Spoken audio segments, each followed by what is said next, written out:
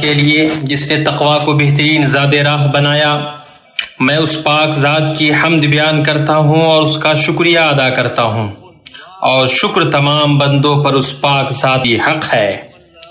میں گواہی دیتا ہوں کہ اللہ کے علاوہ کوئی معبود برحق نہیں، وہ یکتا ہے اور اس کا کوئی شریک ساجھی اور ہم مثل نہیں۔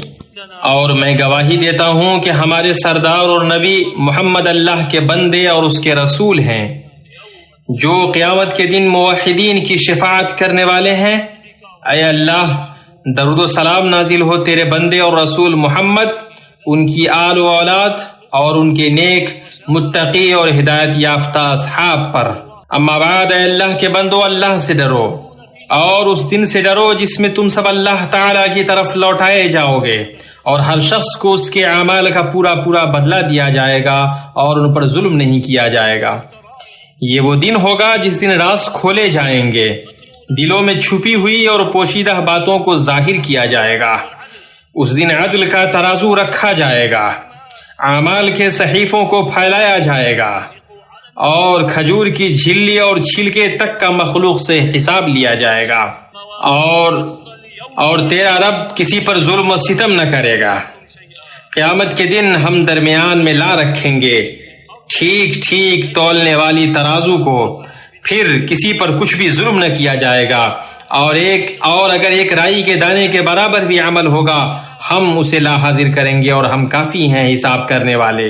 حی و قیوم کے سامنے اس دن چہرے جھکے ہوں گے۔ عظمت و جلال والے بے نیاز تنہا سچے معبود کے آگے سرکشوں کی گردنیں سرنگوں ہوں گی۔ وہ فرمائے گا، اور اسی کا قول حق ہے، میں بادشاہ ہوں، میں غالب ہوں۔ آج کس کی بادشاہت ہے؟ غلبہ رکھنے والے ایک اللہ کی۔ آج ہر نفس کو اس کی کمائی کا بدلہ دیا جائے گا۔ آج کسی قسم کا ظلم نہیں، یقیناً اللہ تعالیٰ بہت جلد حساب کرنے والا ہے۔ اس دن تقوی کے معیار کے علاوہ سارے معیار ساقط ہو جائیں گے۔ باقی رہنے والی نیکیوں کے علاوہ ہر طرح کے امتیازات زائل ہو جائیں گے، اور نیک عمل کے علاوہ سارے معیار ختم ہو جائیں گے۔ پس جب کہ سور پھونک دیا جائے گا، اس دن نہ تو آپس کے رشتہ دار ہی رہیں گے، نہ آپس کی پوچھ گچھ۔ جن کی ترازو کا پلہ بھاری ہو گیا وہ تو نجات والے ہو گئے، اور جن کے ترازو کا پلہ ہلکا ہو گیا یہ ہیں وہ جنہوں نے اپنا نقصان آپ کر لیا، جو ہمیشہ کے لیے جہنم واصل ہوئے۔ جس دن دوست اپنے دوست سے منہ پھیریں گے اور بے رخی اختیار کریں گے، قریبی لوگوں میں اپنے سب سے زیادہ نزدیک، اونچی منزلت اور اعلیٰ مقام والے سے اجنبی بن جائے گا۔ اس دن گہرے دوست بھی ایک دوسرے کے دشمن بن جائیں گے سوائے پرہیزگاروں کے۔ اس دن آدمی اپنے بھائی سے اور اپنی ماں اور اپنے باپ سے اور اپنی بیوی اور اپنی اولاد سے بھاگے گا۔ ان میں سے ہر ایک کو اس دن ایسی فکر ہوگی جو اس کے لیے کافی ہوگی۔ اے اللہ کے بندو، شہر اللہ المحرم کے سورج کا طلوع ہونا نئے سال کا آغاز اور زندگی کے مراحل میں سے ایک مرحلہ کی شروعات ہے، جو سعادت و خوشی پر ابھارتی ہے اور نفس کے پہلوؤں میں خوشی کو بھر دیتی ہے۔ بئی طور کہ اللہ تعالیٰ نے اپنے بندے پر احسان کیا اور موت میں اسے مہلت عطا کی اور اس کی عمر میں برکت دی، یہاں تک کہ اس نے ان چیزوں کو پایا موت نے دوسرے لوگوں کو جنہیں پانے سے روک دیا، اور اسے وہ چیزیں ملی جن سے ان کے قریبی رشتہ دار، بھائی اور اہل و عیال میں سے وہ لوگ محروم ہو گئے جو قبر میں دفن کر دیے گئے۔ یہ ایسی نعمت ہے کہ اس سے جج القدر کوئی نعمت نہیں، اور یہ ایسا احسان ہے جس سے عظیم تر کوئی احسان، مواقع کو غنیمت جان کر کوئی احسان نہیں۔ مواقع کو غنیمت جان کر ان نعمتوں پر شکر بجا لانا انعام کرنے والی اس پاک ذات کا کتنا عظیم حق ہے، اور وہ یہ ہے کہ بھلائیوں میں سبقت کر کے اور باقی رہنے والی نیکیوں کے مدارج میں آگے بڑھنے کی کوشش کر کے بگاڑ کی اصلاح، مافات کا تدارک اور کمیوں کی بھرپائی کریں۔ موت میں کشادگی وسعت دینے پر انعام دینے والے اللہ کے لیے سب سے بہتر شکر یہ ہے کہ مسلمان اپنے سال کا آغاز روزے سے کرے، جس کی وجہ سے نفس حرام شہوات، نفسیاتی خواہشوں اور انحرافات پر قابو پانے کا عادی ہوتا ہے، اس سے نفس بلند ہوتا ہے تاکہ نفسیاتی کمالات اور روحانی پاکیزگی کو پا سکے اور اسی کے ذریعے نفس ہر اس خیر سے زیادہ قریب ہو سکے جسے اللہ پسند اور کرتا ہے اور راضی ہوتا ہے، اور ہر طرح کے شر سے دور ہو سکے جس سے منع کیا گیا ہے اور ڈرایا گیا ہے۔ اس مہینے کے روزے کی خصوصیات اور عظیم فضائل ہیں جس کے بارے میں رسول الہدیٰ صلوات اللہ وسلامہ علیہ نے اپنی اس قول کے ذریعے بتایا۔ اس حدیث کو امام مسلم رحمہ اللہ نے اپنی صحیح میں بیان کیا ہے کہ ابو ہریرہ رضی اللہ عنہ سے روایت ہے کہ رسول اللہ صلی اللہ علیہ وسلم نے بیان فرمایا، رمضان کے بعد سب سے افضل روزہ اللہ کے مہینہ محرم کا روزہ ہے، اور فرض نماز کے بعد سب سے افضل نماز صلاۃ اللیل ہے۔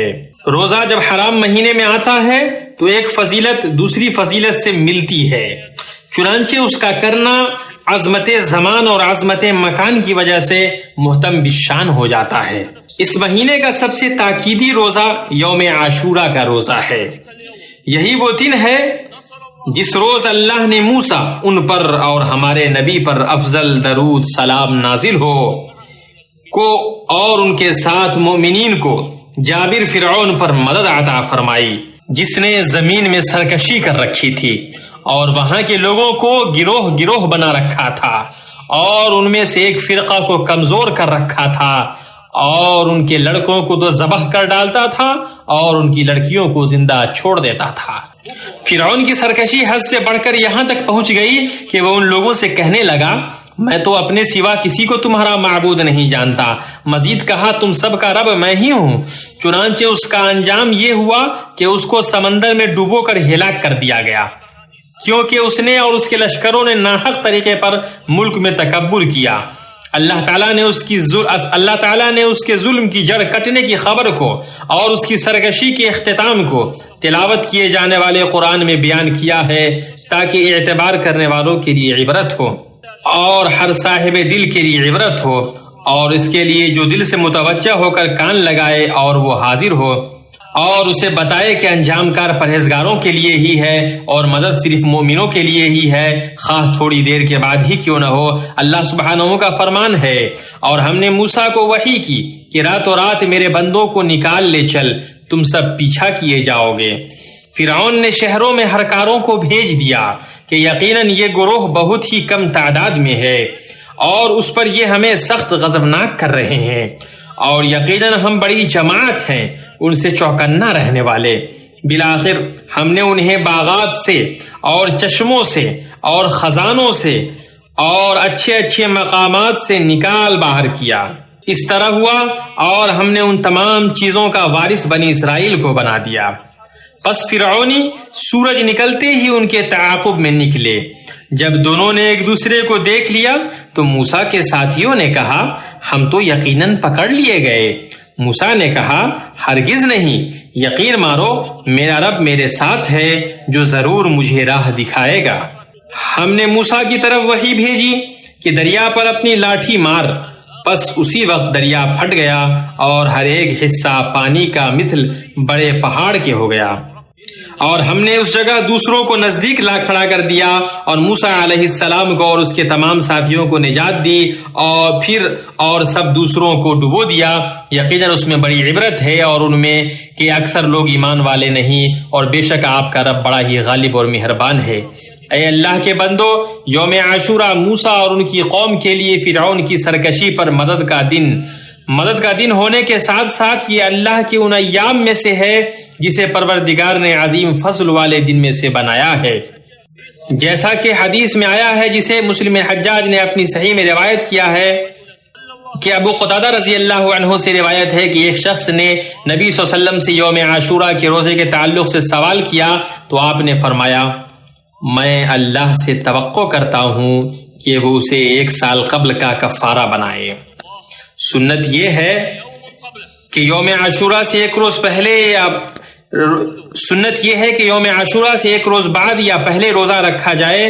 تو اے اللہ کے بندو، اس خیر میں سے اپنا حصہ لو اور خیر الورا صلوات اللہ وسلامہ علیہ کے سنت کی اتباع، ان کے نقش قدم کی پیروی اور ان کے راستے پر عمل کرتے ہوئے اور اللہ کے دین میں اس اختراع سے بچیں جس کی اجازت اللہ نے تمہیں دی ہے۔ جس کی اجازت اللہ نے نہیں دی اور جس کو رسول اللہ صلی اللہ علیہ وسلم نے مشروع نہیں کیا ہے۔ اللہ تعالیٰ مجھے اور آپ کو قرآن اور نبی صلی اللہ علیہ وسلم کی سنت کے ذریعے فائدہ پہنچائے۔ میں اپنی یہ بات کہتا ہوں اور اپنے لیے، آپ کے لیے اور تمام مسلمانوں کے لیے ہر طرح کے گناہوں سے اللہ رب العزت سے مغفرت طلب کرتا ہوں، بے شک وہ بہت معاف کرنے والا اور غفور الرحیم ہے۔ اللہ ہی کے لیے ہے، ہم اسی کی تعریف کرتے ہیں، اسی سے مدد طلب کرتے ہیں، اسی سے مغفرت چاہتے ہیں۔ ہم اللہ کی پناہ مانگتے ہیں اپنے نفس کی برائیوں اور بدعمالیوں سے۔ جسے اللہ نے ہدایت عطا فرمائی اسے کوئی گمراہ نہیں کر سکتا، اور جسے وہ گمراہ کر دے اسے کوئی ہدایت نہیں دے سکتا۔ اور میں شہادت دیتا ہوں کہ اللہ کے سوا کوئی عبادت کے لائق نہیں، وہ اکیلا ہے، اس کا کوئی شریک نہیں۔ اور میں گواہی دیتا ہوں کہ ہمارے نبی حضرت محمد صلی اللہ علیہ وسلم اللہ کے بندے اور اس کے رسول ہیں۔ درود نازل ہو آپ پر، آپ کے آل و اصحاب پر، اور بہت زیادہ سلامتی نازل ہو۔ اما بعد، اے اللہ کے بندو، امام مسلم نے عبداللہ بن عباس رضی اللہ عنہما سے صحیح سند کے ساتھ روایت کیا ہے کہ جب رسول اللہ صلی اللہ علیہ وسلم سے کہا گیا کہ اس دن کی یہود و نصارہ تعظیم کرتے ہیں تو آپ نے فرمایا، اگر میں اگلے سال زندہ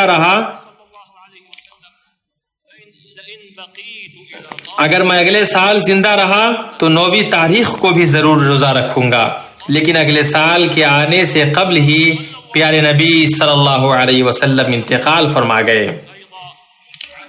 امام مسلم کی صحیح میں حکم بن عارج سے یہ بھی روایت ہے کہ انہوں نے فرمایا، میں ابن عباس رضی اللہ عنہما کے پاس پہنچا، آپ زمزم کے پاس اپنی چادر کو تکیہ بنا کر لیٹے ہوئے تھے۔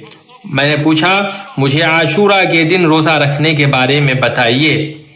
آپ نے فرمایا، جب تم محرم کا چاند دیکھو تو اس کی تیاری کرو اور 9ویں تاریخ کو روزہ رکھو۔ میں نے پوچھا کہ کیا اس طرح رسول صلی اللہ علیہ وسلم روزہ رکھتے تھے؟ آپ نے فرمایا، ہاں۔ یوم عاشوراء کے روزہ کے سلسلے میں حکم ثابت ہو جانے کے باوجود بعض لوگوں نے 10ویں تاریخ کا روزہ رکھنے کے سلسلے میں اشکال پیدا کیا ہے، لیکن جو ابن عباس رضی اللہ عنہما سے وارد تمام روایات پر غور کرے گا اس کے لیے درست پہلو واضح ہو جائے گا اور اس کا اشکال بھی دور ہو جائے گا۔ مزید یہ کہ ابن عباس رضی اللہ عنہما کی وسعت علمی اور ان کے فقہ کی باریکی بھی واضح ہو جائے گی، جیسا کہ امام ابن قیم رحمہ اللہ نے فرمایا ہے کہ ابن عباس نے 9ویں تاریخ کو یوم عاشوراء نہیں بتایا، بلکہ سائل سے کہا کہ 9ویں تاریخ کو روزہ رکھو۔ ابن عباس رضی اللہ عنہما نے یوم عاشوراء کے 10ویں تاریخ کو ہونے کے سلسلے میں سائل کی معرفت پر اکتفا کیا، اور اس تاریخ کو تمام لوگ یوم عاشوراء کے نام سے ہی جانتے ہیں، اس لیے پوچھنے والے کی اس کے ساتھ 9ویں تاریخ کے روزے کے تعلق سے رہنمائی کی اور یہ بتایا کہ اسی طرح نبی صلی اللہ علیہ وسلم روزہ رکھتے تھے، یا تو اس وجہ سے کہ ایسا کرنا اولا ہے، یا انہوں نے نبی صلی اللہ علیہ وسلم کے عمل کے متعلق خبر دی، اس لیے کہ آپ صلی اللہ علیہ وسلم نے اس کا حکم دیا اور مستقبل میں اس دن روزہ رکھنے کے عزم کا اظہار کیا تھا۔ یہ تمام آثار ایک دوسرے کی تصدیق و تائید کرتے ہیں، چنانچہ اس کے روزے کے 3 درجے ہوئے۔ سب سے مکمل صورت یہ ہے کہ ایک دن پہلے یا بعد میں روزہ رکھا جائے۔ سب سے مکمل صورت یہ ہے کہ ایک دن پہلے یا ایک دن بعد میں روزہ رکھا جائے۔ دوسری صورت یہ ہے کہ 9ویں اور 10ویں تاریخ کو روزہ رکھا جائے۔ بیشتر احادیث اسی پر دلالت کرتی ہیں۔ تیسری صورت یہ ہے کہ صرف 10ویں تاریخ کو ہی روزہ رکھا جائے۔ ابن قیم رحمہ اللہ کا قول ختم ہوا۔ اللہ سے ڈرو اے اللہ کے بندو، اور اس عظیم فضل کو غنیمت جانو۔ رب کریم کی جانب سے اونچے مرتبے اور اچھے بدلے کو خوش قسمتی جانو، اور اس کے ذریعے سے کامیاب لوگوں میں ہو جاؤ۔ ہمیشہ یاد رکھو کہ اللہ تعالیٰ نے تم لوگوں کو خیر انام پر درود و سلام بھیجنے کا حکم دیا ہے۔ اللہ تعالیٰ کا سب سے سچے کلام میں فرمان ہے، اللہ تعالیٰ اور اس کے فرشتے اس نبی پر رحمت بھیجتے ہیں، اے ایمان والو تم بھی ان پر درود بھیجو اور خوب سلام بھی بھیجتے رہو۔ اے اللہ، درود و سلام نازل ہو تیرے بندے اور رسول محمد پر، اے اللہ تو راضی ہو جا چاروں خلفاء سے، ابو بکر، عمر، عثمان، علی اور تمام صحابہ کرام اور تابعین سے، اور ان سے جو بھلائی کے ساتھ قیامت تک ان کی پیروی کریں، اور ان لوگوں کے ساتھ ہم سے بھی راضی ہو جا اپنے عفو و کرم، سخاوت، احسان کے ذریعے، اے اکرم الاکرمین۔ اے اللہ اسلام اور مسلمانوں کو عزت عطا فرما اور تمام فساد پھیلانے والے اور سرکشوں کو تو ہلاک کر دے،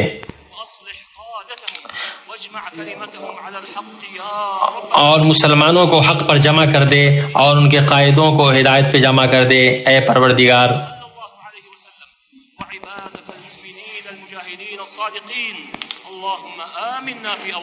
اے اللہ ہمیں اپنے ملک میں امن و امان عطا فرما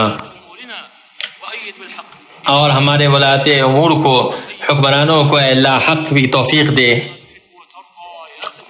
اور اے دعاؤں کو سننے والا جو حق ہو ان کی طرف ہمیں ہدایت دے۔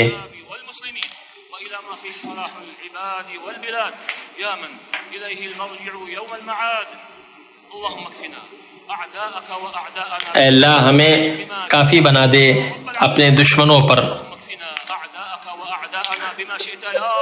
اے اللہ ہمیں اپنے اور تو اپنے دشمنوں پر کافی بنا دے۔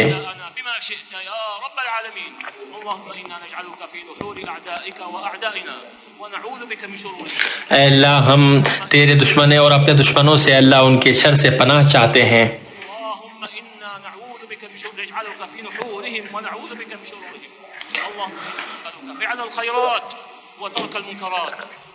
اے اللہ ہمیں بھلائی کرنے اور برائی کو چھوڑنے کی توفیق عطا فرما۔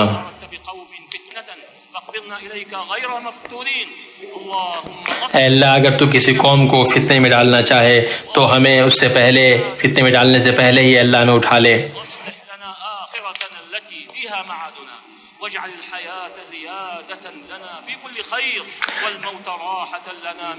اے اللہ ہماری زندگی کو خیر میں اور بھلائی میں بڑھوتری کرنے والا بنا، اور ہماری موت کو ہمارے لیے کامیابی کا ذریعہ بنا۔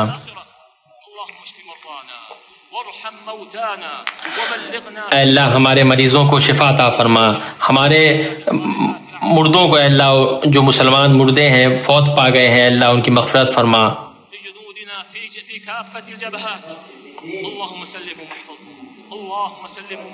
اے اللہ ہمارے لشکروں کو، ہمارے فوجیوں کی حفاظت فرما۔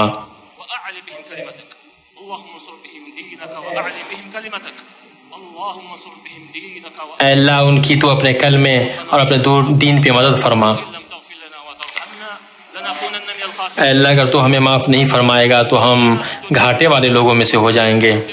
اے اللہ ہم تجھے دنیا میں بھی بھلائی چاہتے ہیں اور آخرت میں بھی بھلائی چاہتے ہیں۔ اے اللہ ہمیں جہنم کے عذاب سے بچا۔ اے اللہ تمام تعریفیں صرف تیرے ہی لیے ہیں۔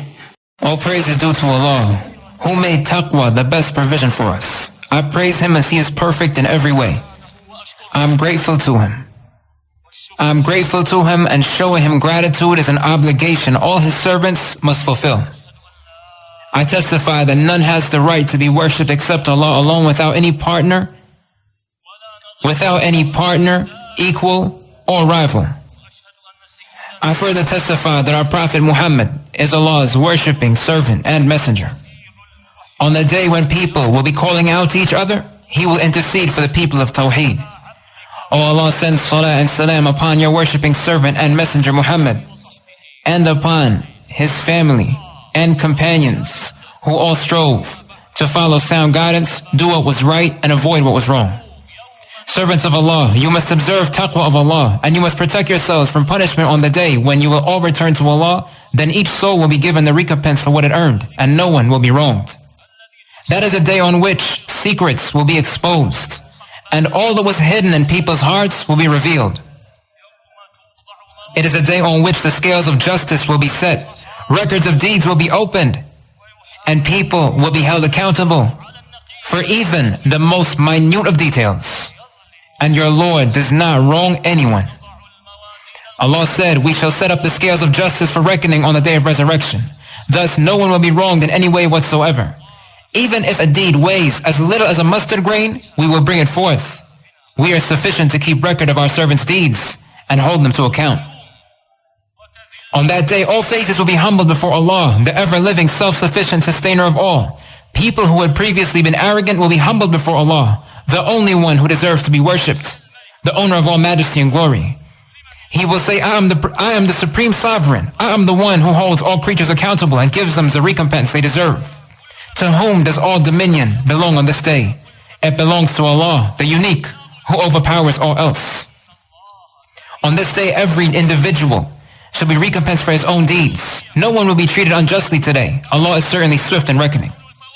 On that day, the only virtue that will remain is taqwa. The only thing by which anyone will attain special distinction is righteous deeds, whose rewards lasted. The only standard which will remain is having one's actions accepted by Allah. When the horn is blown, no one will be able to boast about their lineage, and no one will ask anyone else for anything. If people have scales heavy with righteous deeds, they are the ones who shall succeed. If people have scales that are light, if people have scales that are light without many righteous deeds, they are the ones who deprive themselves by doing what harmed them, and they will reside eternally in the hellfire. On that day, even friends who had once been close will turn away from each other. A person's perspective would change completely towards someone who may have previously been the nearest and dearest of people to him. People who had befriended each other in this world to disobey Allah will free themselves from one another on that day. As for those who befriended each other to observe taqwa of Allah, their relationship would remain. It will be a day when a person would flee from his own siblings, mother, father, spouse, and children. On that day, each individual will be faced with circumstances that prevent him from paying attention to anyone else. Therefore, you must prepare for that day. When a person has full certainty in what will take place, he will definitely prepare himself appropriately. Servants of Allah, with the sun having risen upon Allah's month of Muharram, a new year has commenced, and yet another stage of life has begun. A person has great aspirations and feelings of happiness when he realizes that Allah has allowed him to continue living so that he can accomplish what others were not able to do as a result of their lives ending. He would be able to attain what his own family, brothers, and loved ones could not attain because their lives ended. Still remaining alive is an absolutely incredible blessing and favor from Allah, who is perfect in every way. It also requires that we be duly grateful to Him by using the opportunity He granted us in order to set right what may have gone wrong and make amends for what has passed. It is an opportunity to make up for our shortcomings by striving to accomplish as many righteous deeds as possible, the rewards of which would permanently remain. The best way a Muslim can thank Allah for blessing him to remain alive and continue his life in this world is to begin the year by fasting. It is an act of worship through which the soul is trained to take control of the desires it has for things which are prohibited. By fasting, the soul is purified and it is elevated so that it can attain completion. That allows it to consistently become ever closer to all good things which Allah loves and is pleased with. That also keeps it further and further away from every evil which Allah has prohibited and warned against. Servants of Allah, fasting during this month has enormous virtue, and the Messenger of Allah sallallahu alaihi wasallam informed us about that. And Imam Muslim collected a hadith in his Sahih where Abu Hurairah radiyallahu anhu narrated that the Messenger of Allah sallallahu alaihi wasallam said, "The best fasting after Ramadan is fasting in Allah's sacred month, Muharram. And the best prayer after the obligatory ones is the night prayer." When fasting takes place during a month which has special sanctity, one virtue is combined with another, making the act even more deserving of being performed. Fasting is a virtuous act in and of itself, and that is further emphasized by the virtue of the time in which it is performed. The most emphasized day of fasting during this month is the 10th of Muharram, which is known as Ashura. It is the day on which Allah granted victory to His Prophet Musa alayhi salam and the people of Iman with him. Allah allowed them to prevail over Fir'aun, the oppressive tyrant. He was an individual who acted arrogantly and transgressed upon the earth. He made his people divided into various factions and oppressed a group of them. He slaughtered their sons and kept their daughters alive to be used as servants. His injustice reached such an extent that he went as far as saying, I do not know of any other God deserving of your worship besides me. He also said, I am your Lord, the Most High. Consequently, Fir'aun met his demise by being drowned in the sea. That was a recompense for both him and his troops due to their arrogance upon the earth when they had no right to act in such a manner. In the Quran, Allah informed us that He exterminated the injustice of Fir'aun, and those passages continue to be recited. They contain lesson for all who take heed. They contain admonition for anyone who has a heart with which to comprehend or listens attentively while being fully mindful.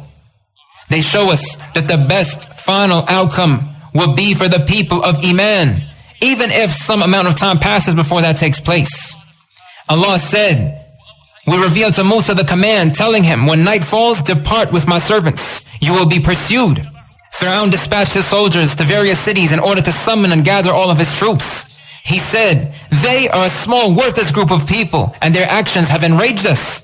However, we are all on alert and ready to pursue them. Allah then said, consequently, we expelled Fir'aun and his people from their land, which had many gardens, springs, treasuries of much wealth, and beautiful luxurious homes. Just as we expelled them, we allowed Bani Israel to inherit those lands afterwards. At sunrise, Fir'aun and his armies set out in pursuit of Musa and his followers. When the two groups were able to see each other at a distance, Musa's companions said, they will catch up with us. Musa responded, that will not happen. My Lord is certainly with me, and He will guide me. Thus, we revealed to Musa, strike the sea with your staff. When he did so, the sea parted into paths, and the water on either side of each path stood like a huge mountain. We then brought Fir'aun and his followers near that area, and they entered those paths in the sea. We saved Musa and all who were with him, and then we drowned the others. Indeed, that contains a tremendous sign. Yet despite that, most of Fir'aun's followers still did not have Iman. And your Lord is certainly the Almighty, the bestower of mercy. Servants of Allah, although Ashura is the day on which the Prophet Musa alayhi salam and his followers were granted victory against Fir'aun, it is a day which Allah has given magnificent virtue in general. Al-Imam Muslim collected a hadith where Abu Qatada radiyallahu anhu narrated that a man asked the Prophet sallallahu alayhi wasallam about fasting the day of Ashura. He sallallahu alayhi wasallam replied, I hope from Allah that it would lead to being forgiven for sins committed during the previous year. Servants of Allah, in addition, it is from the sunnah to fast either the day prior to it or the day after it. Thus, you should strive to attain this virtue. Revere the days Allah has given special status by following the sunnah of the Prophet sallallahu alaihi wasallam. Emulate his guidance, follow his example, and ensure that you avoid innovating things and claiming them to be part of Islam, when in actuality Allah never prescribed them and neither did His Messenger sallallahu alaihi wasallam. When someone obeys Allah and His Messenger, that person will achieve the greatest success. May Allah allow us all to glean benefit from the guidance of His book and the sunnah of His Prophet sallallahu alaihi wasallam. I say this much, and I ask Allah, the most great and majestic, to forgive me, you, and all Muslims for every misdeed. He is indeed the most forgiving, the bestower of mercy. Indeed, all praise is due to Allah. We praise Him, seek His assistance, and ask His forgiveness. We seek refuge with Allah from the evils of our souls and the evil consequences of our actions. If Allah guides someone, none can lead that person astray. And if Allah leads someone to stray, none can guide him. I testify that there is none worthy of worship except Allah alone without any partner. And I testify that Muhammad is Allah's worshipping servant and messenger. O Allah, send salah and abundant salam upon him, his family, and his companions. Servants of Allah, Al-Imam Muslim collected a hadith where Abdullah ibn Abbas radiyallahu anhuma mentioned that the Prophet sallallahu alaihi wasallam was told that Ashura was a day revered by people who followed previous scriptures. He was told that people of previous scriptures revered that day. In response, he said, if I remain alive until next year, I will most certainly fast the 9th. However, the Messenger of Allah ﷺ passed away before the following year came. And Imam Muslim also collected a narration from Al-Hakam ibn al-A'raj, who said, I came to Ibn Abbas radiallahu anhuma while he had his upper garment folded and he was resting against it at Zamzam. I said to him, inform me about fasting the day of Ashura. He replied, when you see the crescent that marks the beginning of Muharram, keep count of the days and fast on the 9th.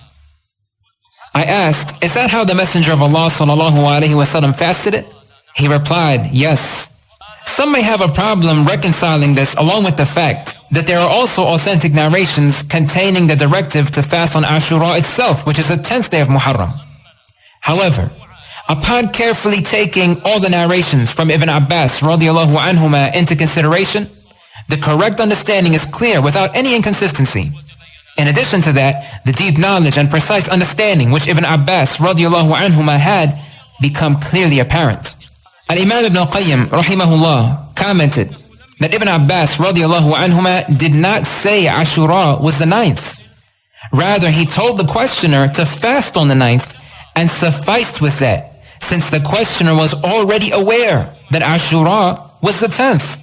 It is the same day that all people consider the 10th. Thus, he directed the questioner to fast the 9th along with the 10th. And he mentioned that such was the manner in which the Messenger of Allah ﷺ prescribed that it be fasted.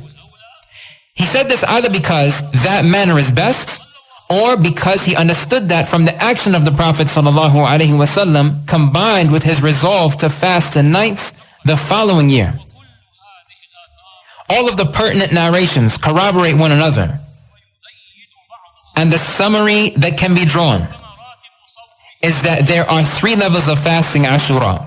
The most complete is to fast the 10th along with the day prior and the day after. Next is to fast the 9th and the 10th. And this is what the majority of hadith establish. Next is to fast only the 10th.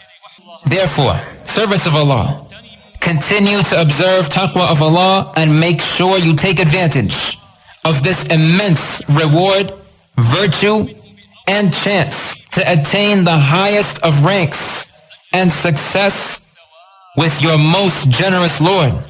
In conclusion, always bear in mind that Allah, the Most Exalted, has commanded you to invoke salah and salam upon the best of mankind. Allah, who is perfect in every way, said, indeed, Allah and His angels send salah upon the Prophet. People of Iman, invoke salah upon him and invoke salam upon him as well. O Allah, send salah and salam upon your worshipping servant and messenger Muhammad. O Allah, be pleased with his 4 successors, Abu Bakr, Umar, Uthman, and Ali, as well as his family, companions, and all who followed their path until the day of reckoning. O Allah, most pardoning and forgiving, be pleased with us along with them by your pardon, favor, and kindness. O Allah, grant strength to Islam and the Muslims. O Allah, grant strength to Islam and the Muslims. O Allah, grant strength to Islam and the Muslims. Protect the religion and defeat its enemies, as well as all who oppress others and all who spread corruption. O Allah, Lord of all creation, unite the hearts of the Muslims, consolidate their ranks, rectify their leaders, and make their word one in conformity with the truth. O Allah, grant victory to your religion, your book, the sunnah of your Prophet Muhammad sallallahu alaihi wasallam, and your believing worshipping servants who sincerely struggle in your path. O Allah, grant us safety in our lands and rectify our leaders and authorities. Support our leader with the truth and grant him righteous aids. Guide him to successfully do all that you love and are pleased with. O Allah, you hear our prayers. Direct him and his 2 deputies and his brothers to all channels that would produce good for people and the nation. We ask this of you, to whom we shall return on the day of reckoning. O Allah, Lord of all creation, protect us from your enemies and our enemies in whatever way you wish. O Allah, Lord of all creation, protect us from your enemies and our enemies in whatever way you wish. O Allah, protect us from your enemies and our enemies in whatever way you wish. O Allah, we turn to you for defense against them and we seek refuge in you from their harm. O Allah, we turn to you for defense against them and we seek refuge in you from their harm. O Allah, we turn to you for defense against them, and we seek refuge in you from their harm. O Allah, we ask you to guide us so we perform good deeds, forsake evil deeds, and have love for the needy. Forgive us and have mercy upon us. If you wish to test the people, take us back to you without subjecting us to adversity. O Allah, rectify for us the affairs of our religion which protect us from displeasing you. Rectify for us the affairs of this world which contain our livelihood. Rectify for us the affairs of the hereafter to which we shall finally return. Make life a source of more good for us, and make death a source of rest for us from every evil. O Allah, grant us the best outcome in all things, and protect us from humiliation in this world and the hereafter. O Allah, cure our ailing, have mercy upon us, and allow us to attain the objectives we have, which please you. O Allah, we ask you to grant your assistance, care, protection, and victory to our soldiers who guard the borders of this blessed nation. O Allah, we ask you to make them a means of elevating your religion and your word. Our Lord, we have certainly wronged ourselves, and if you do not forgive us and have mercy upon us, we shall most certainly be among those who lose everything. Our Lord, grant us good in this world, good in the hereafter, and save us from the torment of the hellfire. May Allah send salat and salam upon His worshipping servant and messenger, Muhammad, and upon all His family and companions. And all praise is due to Allah, Lord of all creation. Lord of all creation. Segala puji bagi Allah, Dia menjadikan ketakwaan sebagai bekal terbaik. Aku memujinya dan aku bersyukur kepadanya. Kesyukuran adalah kewajiban untuk Allah bagi seluruh hambanya, dan aku bersaksi bahwa tiada Tuhan selain Allah semata, tiada sekutu baginya, tiada yang mirip dan tiada yang menyainginya. Dan aku bersaksi bahwa pemimpin kami Muhammad adalah hambanya dan utusannya. Dia pemberi syafaat kepada orang-orang yang bertauhid di hari kiamat. Ya Allah, limpahkanlah salawat dan salam kepada hambamu dan rasulmu Muhammad, dan kepada keluarganya dan sahabatnya, pemilik kebaikan dan ketakwaan dan kebijaksanaan. Amma ba'du, bertakwalah kepada Allah, wahai hamba-hamba Allah, dan peliharalah dirimu dari azab yang terjadi pada hari waktu itu. Kamu semua dikembalikan kepada Allah, dan kamu masing-masing diberi balasan yang sempurna terhadap apa yang dikerjakannya, sedang mereka tidak dianiaya. Itulah hari di mana rahasia terbuka, segala yang tersembunyi dan tersimpan di dada dinyatakan. Hari dipancangkan neraca keadilan dan dibagikan lembaran-lembaran amal. Semua makhluk dimintai pertanggungjawaban sampai hal-hal terkecil. Dan Tuhanmu tidaklah menzalimi seorang pun. Dan kami akan memasang timbangan yang tepat pada hari kiamat. Maka tiadalah seorang dirugikan sedikit pun, dan jika amal itu hanya seberat biji sawi pun, pasti kami akan datangkan pahalanya. Di hari ketika wajah-wajah menunduk kepada Allah yang maha hidup dan maha berdiri sendiri, tengkuk para tirani merendahkan diri di hadapan Tuhan yang maha benar. Pada hari ini tiap-tiap jiwa diberi balasan dengan apa yang diusahakannya. Tidak ada yang dirugikan hari ini, sesungguhnya Allah amat cepat hisapnya.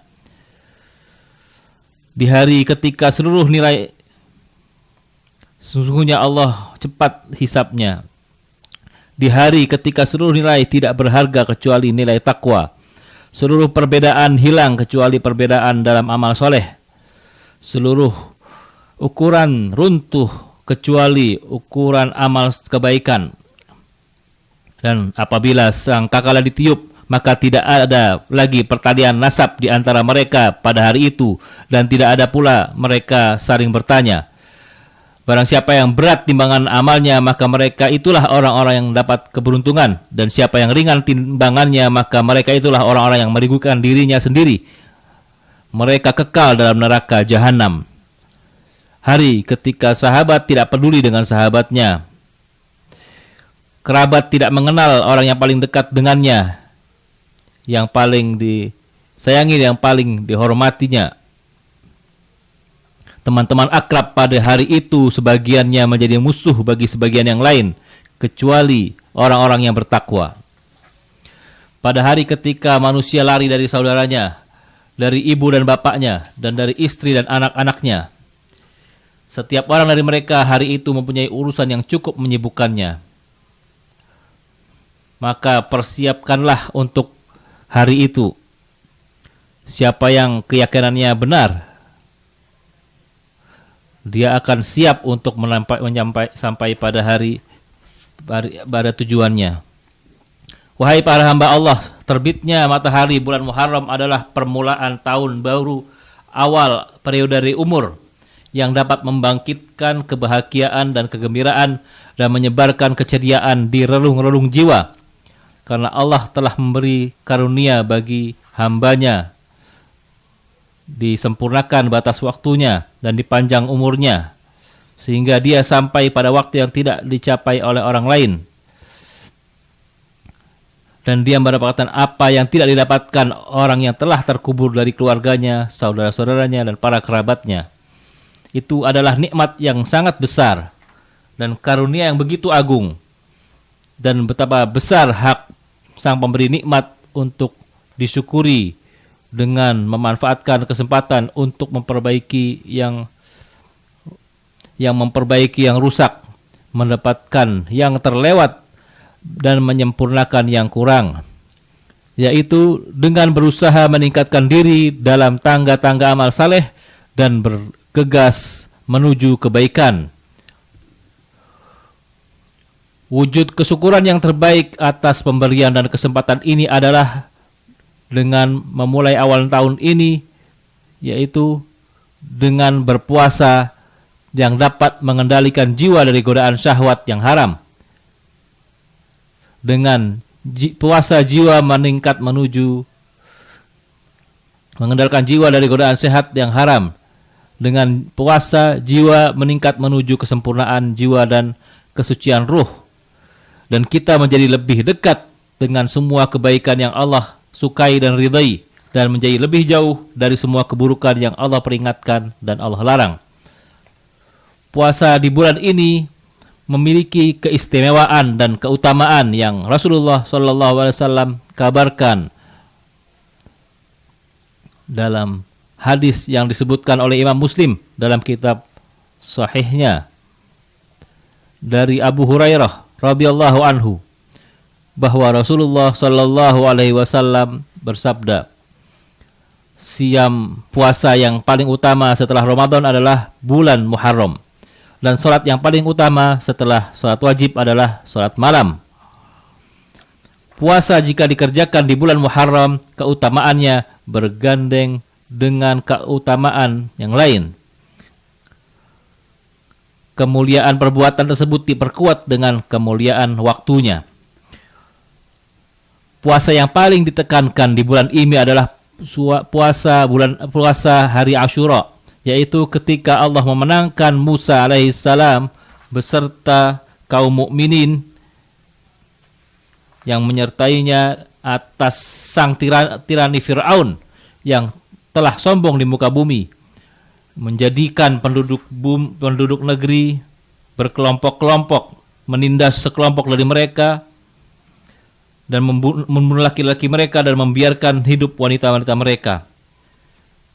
Ia semakin angkuh dan berkata, aku tidak mengetahui Tuhan untuk kalian selain aku. Dan juga dia berkata, akulah Tuhan kalian yang tertinggi. Maka hukuman yang diterimanya adalah dibinasakan dengan tenggelam di laut sebagai balasan kesombongannya. Sehingga Allah kisahkan berita runtuhnya kezaliman dan akhir kesombongannya dalam Al-Quran untuk menjadi pelajaran bagi orang-orang yang mengambil pelajaran dan menjadi peringatan bagi siapa yang memiliki hati atau mendengarkan dalam keadaan sadar. Hal yang menunjukkan bahwa akibat yang baik adalah untuk orang-orang bertakwa adalah bahwa kemenangan untuk kaum mukminin walaupun setelah beberapa waktu. Firman Allah, dan kami wahyukan kepada Musa, pergilah malam hari dengan membawa hamba-hambaku karena kalian akan disusul. Kemudian Fir'aun mengirimkan orang yang mengumpulkan tentaranya ke kota-kota. Fir'aun berkata, sungguhnya mereka Bani Israel benar-benar golongan kecil, dan sesungguhnya mereka membuat hal-hal yang membuat amarah kita. Dan sesungguhnya kita benar-benar golongan yang selalu berjaga-jaga. Maka kami keluarkan Fir'aun dan kaumnya dari taman-taman dan mata air, dan dari perbendaharaan harta dan kedudukan yang mulia. Demikianlah halnya, dan kami anugerahkan semua itu untuk Bani Israel. Maka Fir'aun dan bala tentaranya dapat menyusuli mereka di waktu matahari terbit. Maka setelah kedua golongan itu saling melihat, berkatalah pengikut-pengikut Musa, sesungguhnya kita benar-benar akan tersusul. Musa berkata, sekali-kali tidak. Sesungguhnya Tuhan besertaku, kelak Dia akan memberi petunjuk kepadaku. Lalu kami wahyukan kepada Musa, pukullah lautan itu dengan tongkatmu. Maka terbelahlah lautan itu, dan tiap-tiap belahan adalah seperti gunung yang besar. Dan di sanalah kami dekatkan golongan yang lain, dan kami selamatkan Musa dan orang-orang yang besertanya semuanya. Dan kami tenggelamkan golongan yang lain itu. Sesungguhnya pada yang demikian itu benar-benar merupakan suatu tanda yang besar. Akan tetapi kebanyakan mereka tidak beriman. Wahai hamba Allah, hari Ashura selain merupakan hari kemenangan bagi Musa dan kaumnya atas Fir'aun, ia juga merupakan salah satu dari hari-hari Allah yang Allah jadikan memiliki keutamaan yang besar. Sebagaimana diriwayatkan oleh Imam Muslim dalam sahihnya dari Abu Qatadah radhiyallahu anhu, bahwa seorang berkata kepada Nabi, bertanya kepada Nabi sallallahu alaihi wasallam tentang puasa Ashura. Beliau menjawab, aku memperhitungkan Allah akan menghapus dosa setahun sebelumnya. Disunahkan untuk berpuasa sehari sebelumnya atau sehari setelahnya. Maka ambillah bagian kalian dari kebaikan ini. Agungkanlah hari-hari yang Allah agungkan dengan mengikuti sunnah manusia terbaik sallallahu alaihi wasallam. Mengikuti jejaknya, mengambil petunjuknya, dan waspada dari bid'ah dalam agama Allah yang tidak Allah izinkan dan tidak disyariatkan oleh Rasulullah sallallahu alaihi wasallam. Dan siapa yang mentaati Allah dan Rasulnya, maka sesungguhnya ia telah mendapat kemenangan yang besar. Semoga Allah memberi manfaat untuk kita dengan petunjuk kitabnya dan sunnah nabinya sallallahu alaihi wasallam. Aku katakan ini dan aku mohon ampunan Allah untukku dan untuk kalian dan untuk seluruh kaum muslimin dari segala dosa. Sesungguhnya Dia Maha Pengampun dan Maha Penyayang. Sesungguhnya segala puji milik Allah. Kita memujinya, mohon pertolongannya dan mohon ampunannya. Dan kita berlindung kepada Allah dari kejahatan diri kita dan keburukan amal kita. Siapa yang Allah tunjuki tidak ada yang dapat menyesatkannya, dan siapa yang Allah sesatkan tidak ada yang dapat menunjukinya. Aku bersaksi bahwa tiada Tuhan selain Allah semata, tiada sekutu baginya. Aku bersaksi bahwa Muhammad adalah hambanya dan rasulnya. Semoga Allah melimpahkan salawat kepada beliau, kepada keluarganya dan sahabatnya, dan salam yang berlimpah. Amma ba'du, wahai hamba Allah, Imam Muslim meriwayatkan dari sahihnya dari Ibnu Abbas radhiyallahu anhu, ketika dikatakan kepada Rasulullah sallallahu alaihi wasallam, hari ini diagungkan oleh Yahudi dan Nasara. Hari ini diagungkan juga oleh Yahudi dan Nasrani. Beliau berkata, jika aku masih hidup tahun depan, aku akan berpuasa di hari ke-9. Tidak sampai datang tahun berikutnya hingga Rasulullah SAW wafat. Dalam Sahih Muslim dari Hakim bin Al-A'raj, bahwa dia berkata, aku mendatangi Ibnu Abbas sedang berbantal dengan pakaiannya di sumur Zamzam. Aku berkata kepadanya, beritahu aku tentang puasa Ashura. Dia berkata, jika engkau melihat hilal bulan Muharram, maka hitunglah dan berpuasalah di hari ke-9. Aku berkata, apakah begitu Rasulullah SAW berpuasa? Dia menjawab, ya. Beberapa orang mempermasalahkan hal ini terkait dengan perintah puasa di hari Ashura, yaitu hari ke-10 bulan Muharram. Siapa yang memperhatikan seluruh hadis Ibnu Abbas radhiyallahu anhu, akan jelas baginya yang benar dalam hal ini dan terjawab persoalan itu, dan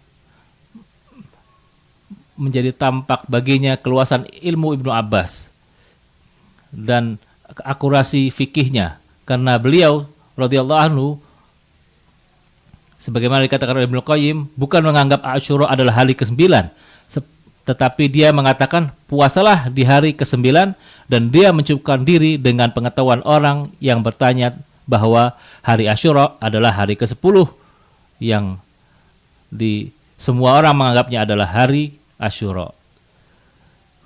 Dia mengarahkan yang penanya tersebut untuk berpuasa di hari ke-9 bersamaan dengan hari ke-10. Dan dia mengabarkan bahwa Rasulullah juga berpuasa di hari itu, baik karena itu adalah lebih utama, atau dia mengabarkan tentang perbuatan Nabi dan beliau Nabi Muhammad SAW memerintahkannya dan bertekad untuk melakukannya di waktu mendatang. Semua asar ini saling membenarkan dan saling mendukung. Derajat puasa Ashura adalah 3. Yang paling sempurna adalah yang berpuasa sehari sebelumnya dan sehari setelahnya. Yang setelahnya adalah yang berpuasa di hari ke-9 dan hari ke-10. Dan itu ditunjukkan oleh kebanyakan hadis. Dan yang setelah itu adalah yang berpuasa hari ke-10 saja. Bertakwalah kepada Allah, wahai para hamba Allah. Manfaatkanlah hari yang agung ini agar kalian mendapatkan pahala yang baik, dan ambillah bagian yang terbaik dari itu agar mendapatkan pahala yang baik dan kedudukan yang tinggi di sisi Allah. Dan ingatlah selalu bahwa Allah memerintahkan untuk berselawat dan salam kepada manusia terbaik. Allah berfirman dalam Al-Quran, sesungguhnya Allah dan para malaikatnya bersalawat untuk para nabi.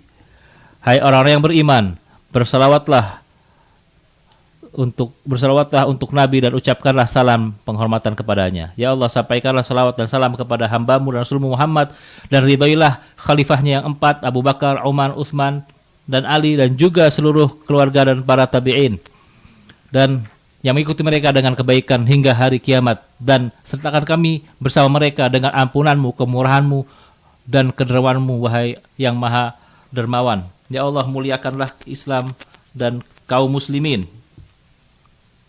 Ya Allah, muliakanlah Islam dan kaum muslimin, dan peliharalah agama, dan hancurkanlah para musuh-musuh agama, dan satukanlah hati kaum muslimin, dan perbaikilah pemimpin mereka.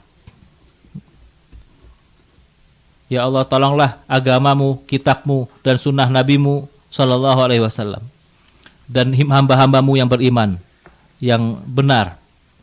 Ya Allah, amankanlah kami di negeri kami, dan perbaikilah pemimpin-pemimpin kami, dan dukunglah dengan kebenaran, dan berikanlah mereka pembantu-pembantu yang baik.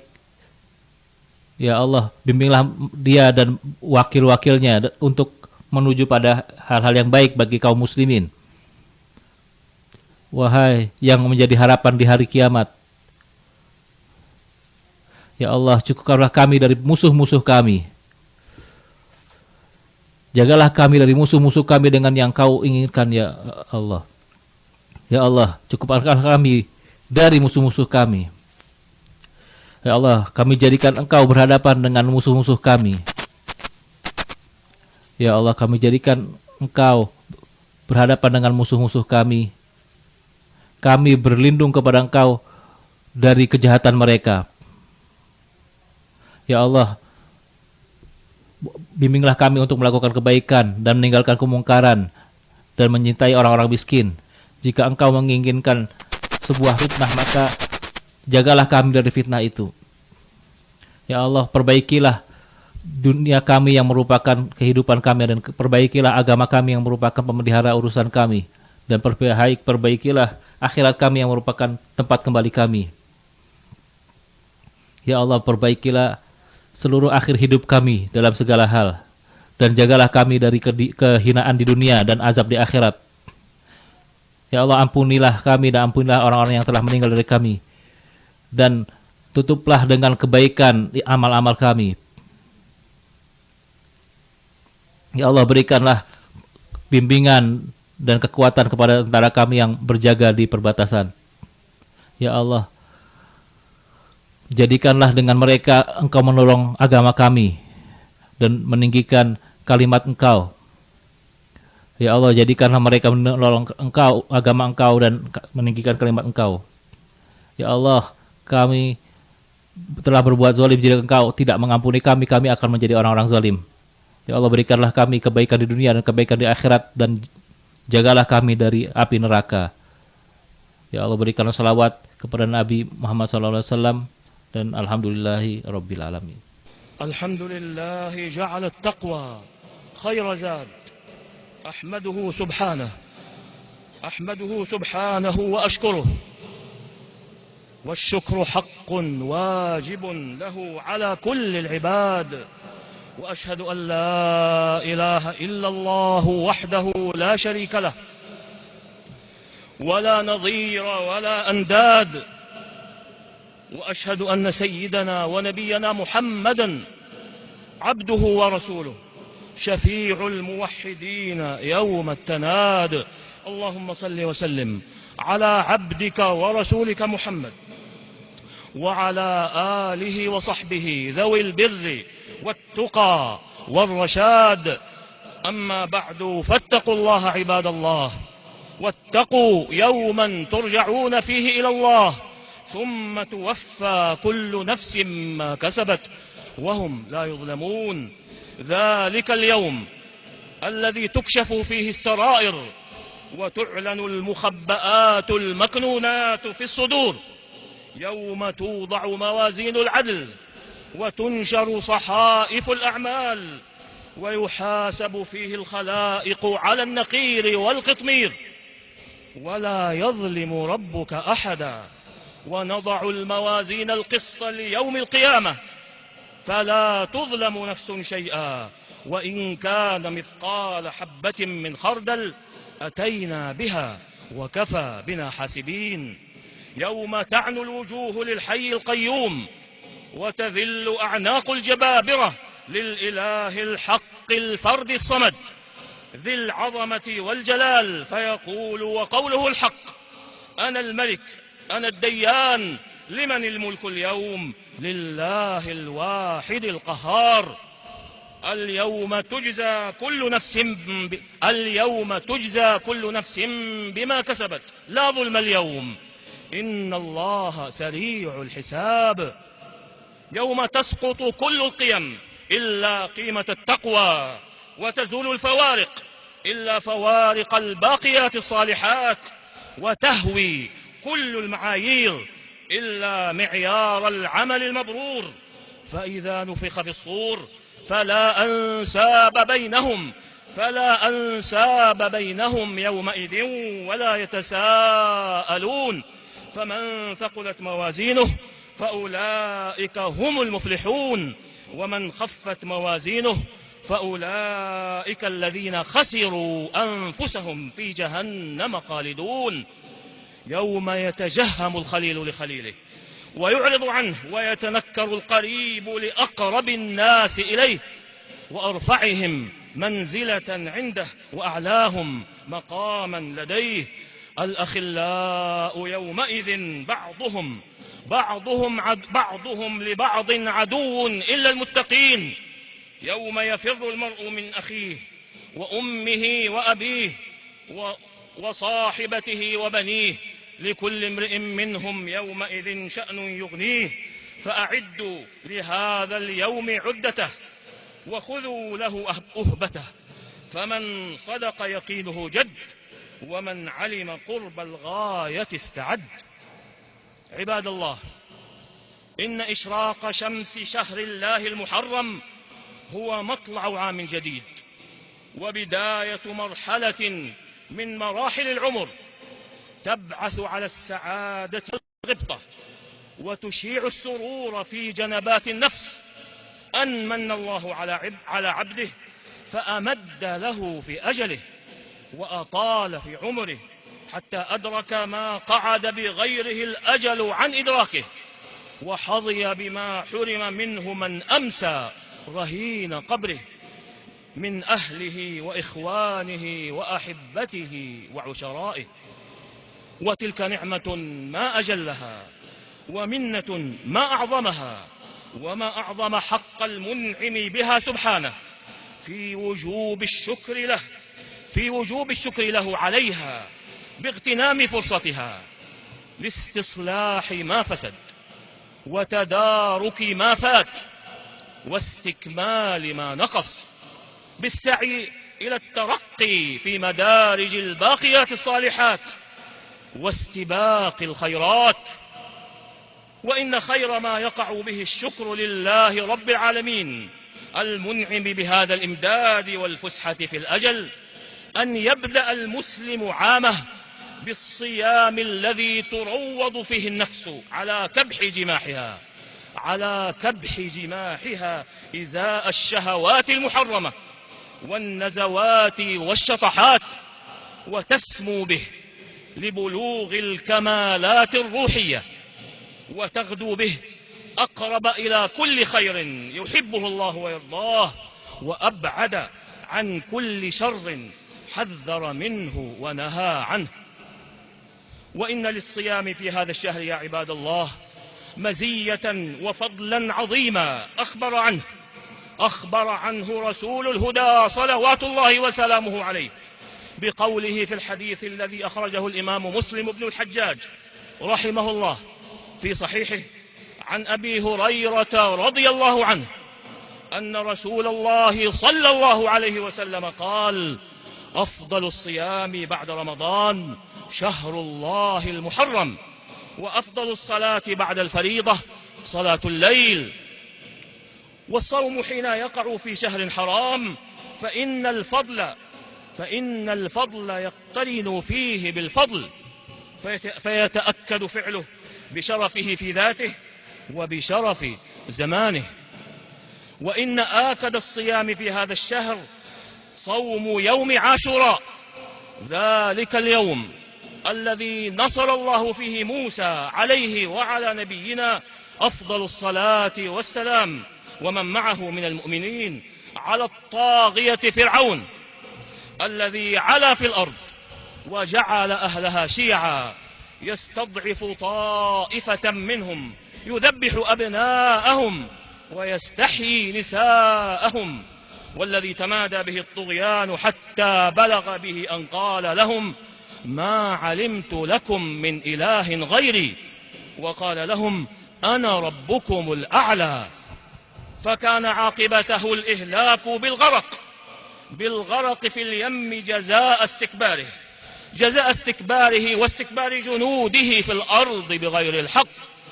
وكان أن قص الله نبأ نهاية طغيانه وقطع دابر ظلمه في قرآن يتلى ليكون عبرة للمعتبرين وذكرى لمن كان له قلب أو ألقى السمع وهو شهيد، يدله بذلك على أن العاقبة للمتقين وأن النصر للمؤمنين ولو كان بعد حين. فقال سبحانه: وأوحينا إلى موسى أن أسر بعبادي إنكم متبعون، فأرسل فرعون في المدائن حاشرين إن هؤلاء لشرذمة قليلون وإنهم لنا لغائظون وإنا لجميع حاذرون. فأخرجناهم من جنات وعيون وكنوز ومقام كريم، كذلك وأورثناها بني إسرائيل فأتبعوهم مشرقين.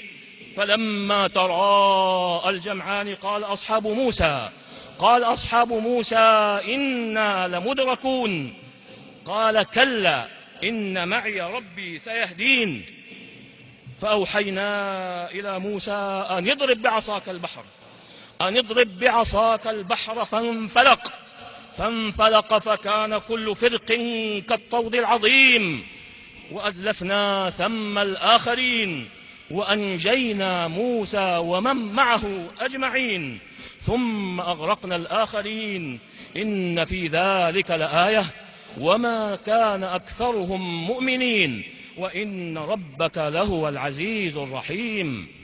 عباد الله، إن يوم عاشوراء مع كونه يوم النصر لموسى وقومه على الطاغية فرعون وقومه، فإنه مع ذلك من أيام الله التي جعل لها من الفضل العظيم ما جاء في الحديث الذي أخرجه الإمام مسلم بن الحجاج رحمه الله في صحيحه عن أبي قتادة رضي الله عنه أن رجلا سأل النبي صلى الله عليه وسلم عن صيام يوم عاشوراء، فقال صلى الله عليه وسلم: إني أحتسب على الله أن يكفر السنة التي قبله.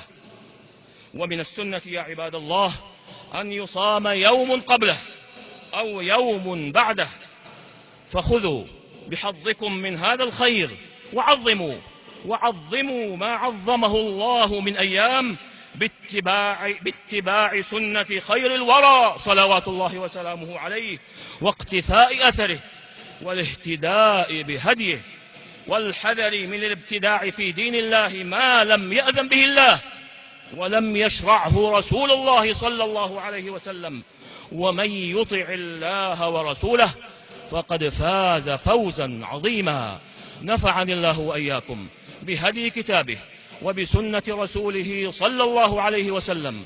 أقول قولي هذا وأستغفر الله العظيم الجليل لي ولكم ولكافة المسلمين من كل ذنب، إنه هو الغفور الرحيم.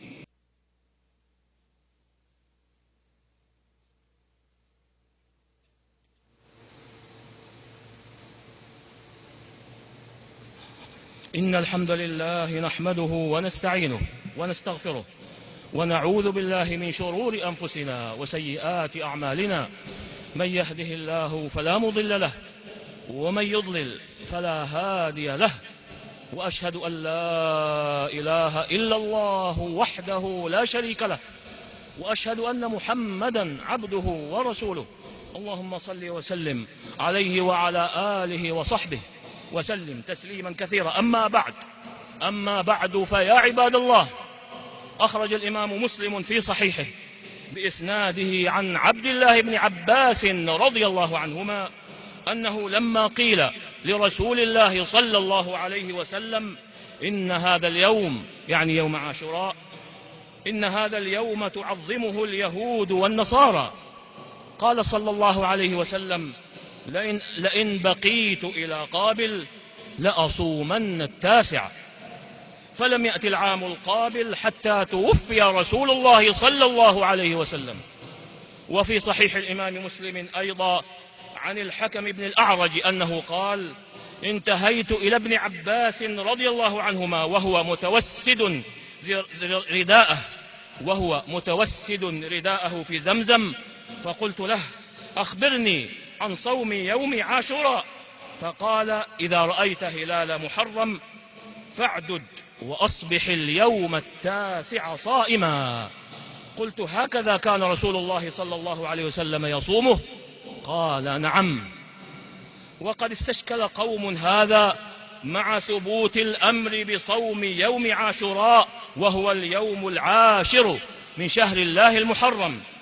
ومن تأمل مجموع روايات حديث ابن عباس رضي الله عنهما تبين له وجه الصواب فيه وارتفع عنه الإشكال، وتبين له أيضا سعة علم ابن عباس رضي الله عنهما ودقة فقهه. فإنه كما قال الإمام ابن القيم رحمه الله: إنه لم يجعل عاشوراء هو اليوم التاسع، بل قال للسائل: صم اليوم التاسع.